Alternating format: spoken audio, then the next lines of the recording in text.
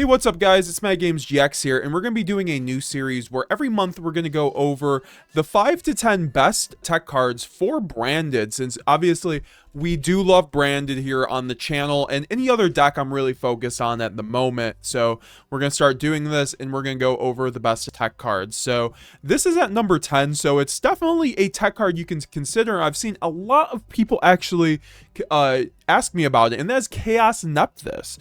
It's a level 8 dark 2400, and it cannot be normal summon or set. It must be special summoned by its own effect.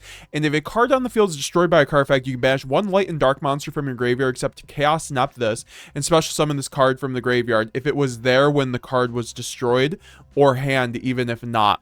So that basically means that it can special summon itself from the hand or the field when a card is destroyed by card effect by any means. So you can trigger it yourself and bring back the Chaos Nephthys. Now, its on summon effect when it's special summons, you can target one card your opponent controls and two in their graveyard and banish them.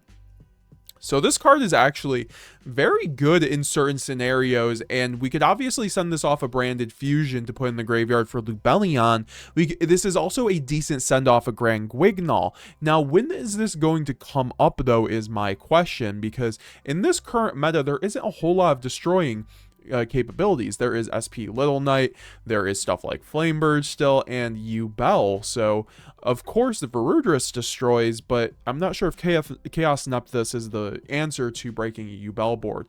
Its utility for being able to banish two cards out of the graveyard and target a monster or card your opponent controls is extraordinarily utility, and the fact you can trigger it yourself might mean that when Protostar Dragon comes out, which gives us more popping ability, on top of cards like Guardian Chimera and Borreload's Savage Dragon, Furious Dragon, this card actually could come up and could be a decent option for us because, like I said, we have plenty of ways to send it, and it's decent grind game.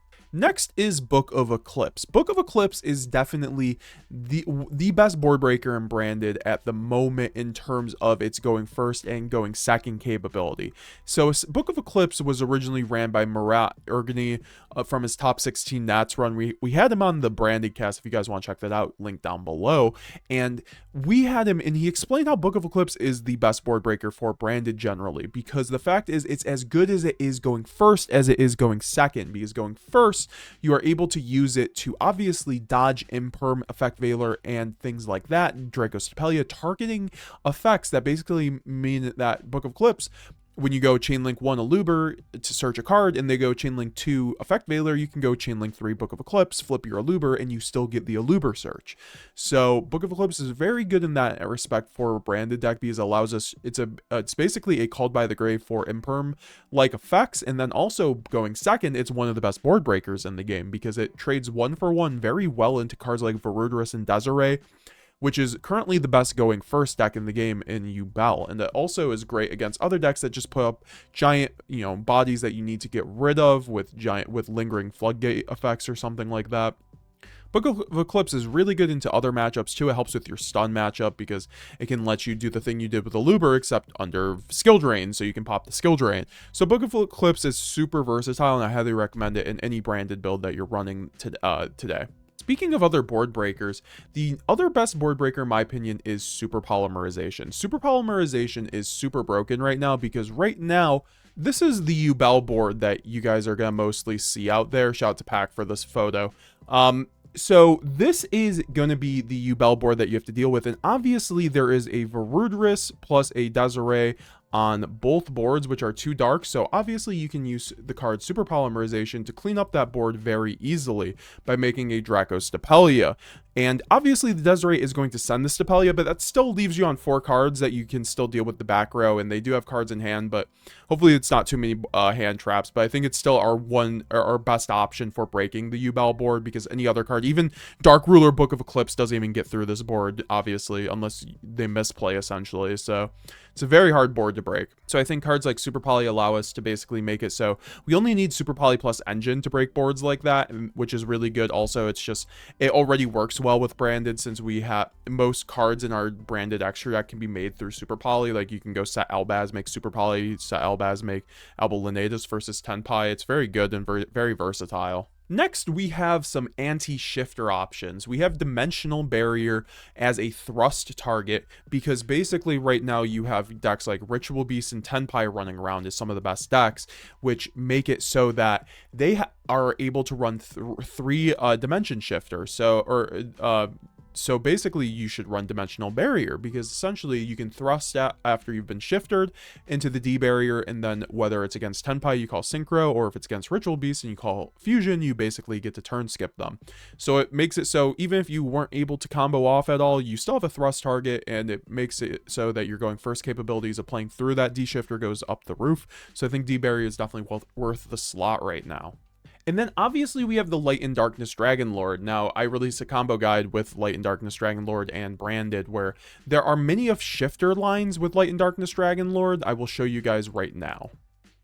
Alright, so this is going to be a shifter line that we're using with Light and Darkness Dragon Lord. All you need is a Dark Dragon plus a Looper plus deployment in order to do this combo, and you really don't even need the Dark Dragon. So you go deployment into Cartesia, normal summon a Looper, then a Looper effect, get the Branded Fusion send Albaz plus Mercurier. Mercurier is going to be able to search out since you're under shifter, and then Lubellion will discard a card. You will use Mercurier, search out the Spriggan's Kit, and then you can return the two Dark Dragons, make the Borreload furious, and then you can obviously use which gives you a pop, and then you're going to be able to use Cartesia basically to make the Light and Darkness Dragon Lord after you've used the pop, which gives you 3 more negates under shifter, which basically is a really good out to shifter, because if they're already using shifter, they're on 5 cards, you have a pop plus 3 negates, you're probably getting through the board of shifter, plus if you have any other cards, you can have Branded Retribution and all that stuff. So very good, very good. You should definitely be running the Light and Darkness Dragon Lord, just because of the fact that there's so much shifter in the game right now that if you don't have the Light and Darkness Dragon Lord, you're going to be forced to make unoptimal boards of like Borreload Stapelia. And Borreload Stapelia is good. It's gotten it done in the past, but I don't think it's as good right now for these shifter decks that are just incredible right now between Ritual Beast and Tenpai. So I think the Dragon Lord puts in a lot more work for those matchups, so for the shifter lines. Next, we have Mulchi Peru. Mulchi Peru is one of the best cards in Branded right now, surprisingly, even though hand traps aren't the best in Branded. But at the moment, with decks like Yubel running around, we still have to go around and have more cards in hand in order to break the board. I think drawing cards are extraordinarily important in Branded. That's why I run Allura Darkness and Paw of Desires, so I can start my hands with like 7 to 9 cards in hand in order to break the board a lot easier. Well, Peru does that, and against Yubel, you are going to draw upwards between 1 to 5 cards depending on the combo line, and if they're making you draw less cards, they are playing less optimally. They're playing less strong, because that means they can't do their Grave Squirmer effects and really go through the Unchained portion of their deck. So Mulchi makes Yubel play really awkwardly, and I think it's very worth it in that matchup for that reason alone. Also, you get to draw into Board Breakers and Engine, which your Engine as a Branded player already breaks boards. So Peru is really broken. I've actually even seen like people test in the main deck in like a shorter build, so you could just like always see against Yubel, because this really does, I think, solve the Yubel matchup. You also have cards like Magical Dragon Phantasme and Magical Spring, which also allow you to draw cards basically against the Yubel deck. I think that Phantasme is probably a little better because it's a Dark Dragon, so it's a High Spirits target plus an Allure target. Magical Spring is not so much, but Magical Spring is very good against Yubel, and it's very good against Fire King too, because they have a bunch of face-up spells and traps. So I think that all 3 of these cards are things that you can consider maybe in just like 2 out of 3 essentially, but I think Mulchi is definitely the best out of the 3. That Grass Looks Greener is one of the... So now we're getting down to the last half. We have the Tearlaments cards, because the Tearlaments cards are very broken right now in Branded. I think with Branded Fusion at 1, you're just kind of needing another push with fusions, and with cards like Grass Looks Greener, which we'll talk later on this list, Tearlament Shrine has really come up to the forefront. You even see people running Havness and Pearl Rhino even with King of Swamps in order to facilitate Rogue Hollows. I think that's a bit much, but at the moment, I think running a single Shyren is actually very good for any deck, even if you aren't on the Grass Looks Greener, because like I said, it gives you another fusion, which can give you that extra push. If you aren't able to get to the Branded Fusion because you're a Banisher or something like that, you'll always have Shyren there to make a free Stapelia or something like that.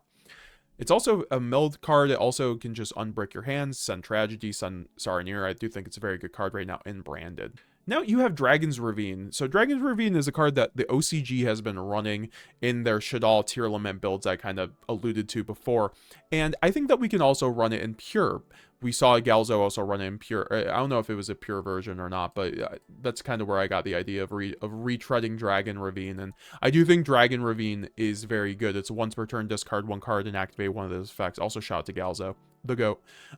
You can add one Dragon monster, doesn't matter. You can send one Dragon monster from your deck to the graveyard. So basically it allows you to send a card from your hand to the graveyard for cost, and then, or it doesn't even send it for, no, it does send for cost, but you can send any dragon from your deck to your graveyard, and your most important dragons, aka Saronir and Shrouded Dragon and Albaz, are all very good combo pieces in terms of Saronir and Shrouded Dragon. As long as you have any other way to, you know, branded fusion or retribution, basically Dragon's Ravine completes your combo. So it's a very good extender. It's a very generalized extender. Also, you can run things like terraforming as a thrust package with things like Pearl Rhino, even Chicken Game, set rotation, and the DESPIA Theater. So Dragon's Ravine actually opens up a lot of really cool playlines for branded, and it's a very good extender. I highly recommend trying out. It's a very good general card. I'm actually very impressed with it in branded.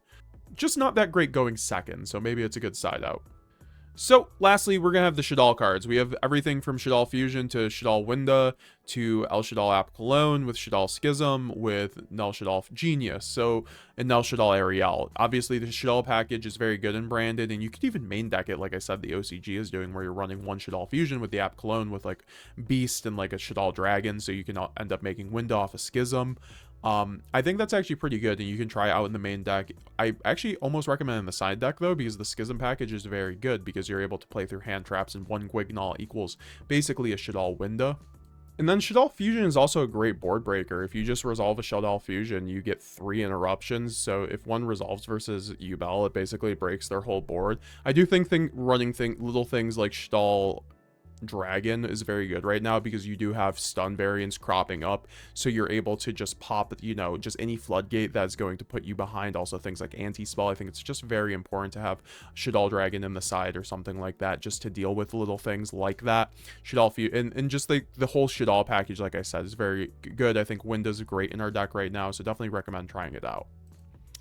And for the last card in branded, the most important card this month that you guys should be trying out in branded is obviously that Grass Looks Greener off the ban list, fresh off the ban list. This card basically says mill 15 to 30 cards on any average day, depending if you're going first or second. And this card, yeah, you know what, branded isn't exactly like Infernoid, but it's also a graveyard based deck if you hadn't noticed.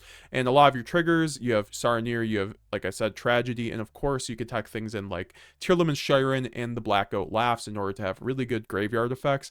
But the most important part, I think, about Grass is that it sets up your whole graveyard for, it goes through all your combo lines. You set up the Cartesia, you set up the Lubellion, you set up the Gimmick Puppet, you set up multiple Albazes, you do everything you need to do, and then you can do more, and then it sets up branded in white, branded in red. It's just very easy to be able to. Grass Looks Greener usually always results in a branded fusion, and if you hit anything else, it's kind of bonus. So this card basically reads branded fusion. It's very good going second for this reason, because you can hit a bunch of triggers, you can hit a board breaker such as Black Goat Laughs or Shiren, and just go off to the races from there. I think that Grass Looks Greener is really only runnable in a 60 card variant. I've talked to some people, some viewers, and I've seen some people run 50 card variants with Grass Looks Greener. I don't quite recommend that. I don't think that's quite optimal, and you should probably be running a different card. But I guess going second, you'll always get the mills, but at that point, just run 60, you know, in my opinion. The card's very broken. I highly recommend it in branded. So Left Arm Offering is actually a very good option in conjunction with that Grass Looks Greener, so that's why I'm mentioning it now. If you have 2 or more cards in your hand, banish your entire hand and add 1 spell from your deck to your hand. You cannot set spells or traps during the turn you activate this card. Basically, this is going to just say banish your whole hand. Obviously, you'll probably go through your whole combo and then go left arm, and if you presumably, unless you brick, but either way, it will get you to a Grass Looks Greener, which will get you just tons of mills, which will get you to a branded fusion. Yes, you can't set, your Albion and Thrust will be shut off, but I think overall this will be very good, and it's very good going second. I think this card's very good going second because you want to see Grass going second. You aren't going to set cards going second. You're going to try to kill your opponent. It's life points. So yeah, no, Left Arm Offering is a very good option if you're running Grass Looks Greener in branded. So this is the spicy spicy tech of the videos. Yeah, guys, try out left arm. It's very broken and branded. Spoiler alert. So, guys, let me know down below if you guys want to see this next month with Rage of the Abyss coming out. 10 best tech cards in branded. Let me know down below. Leave a like if this video gets 100 likes. We will do that once Rage of the Abyss comes out next month. We'll be seeing you guys later. MetaGamesGX signing out. Road to 10K subscribers.